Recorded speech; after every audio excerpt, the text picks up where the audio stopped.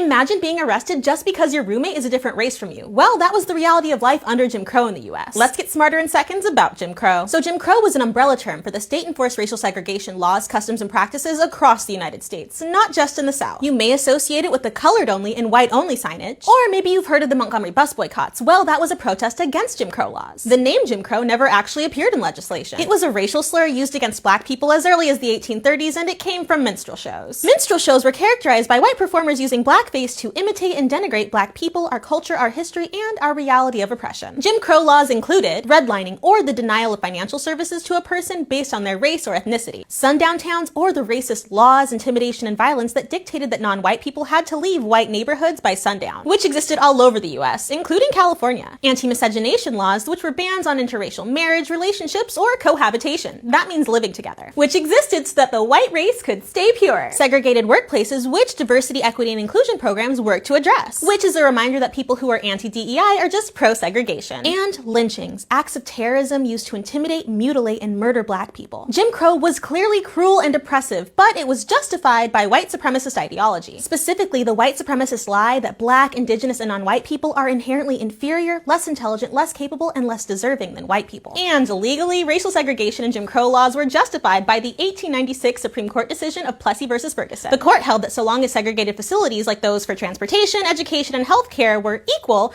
then segregation was constitutional. But let's get real, a practice created under the premise that non-white people are inherently inferior was never concerned with creating facilities that were separate but equal. These ideas benefited white people, and accordingly, many were led to believe that for white people to prosper, they needed to live, learn, and work in separate environments. Documents like the 1925 Use of Negro Manpower in War Memorandum issued by the Army War College repeated these white supremacist lies. It literally said that black people were inherently inferior, inherently less intelligent, and couldn't have jobs like being a pilot. And that white supremacist ideology is the same white supremacist ideology that has present-day politicians saying things like DEI caused a plane crash, or that black people need different vaccine schedules. And we have to remember that slavery and Jim Crow were not very long ago. I have a photograph of my last enslaved ancestor, P.W. Bobo, and my grandmother was a child when she had to flee Little Rock, Arkansas to Altadena because of a lynching. My parents were alive when the last Jim Crow laws were being enforced. Jim Crow is within our living memory, and that's why we must be vigilant in the fight against white supremacy and racism. Smarter in seconds.